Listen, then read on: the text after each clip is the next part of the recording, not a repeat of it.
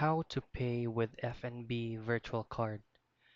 Now, if you already set up your FNB virtual card via the mobile app, you are now ready to pay using your mobile phone. Now, all you just have to do is to pull out the FNB application, and then the store will provide you with the card device.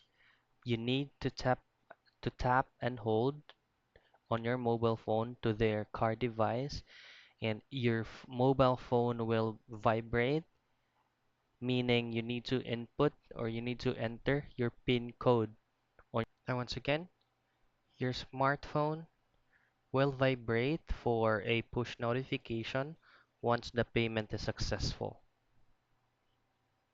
So that's how you make a payment, an FNB virtual card.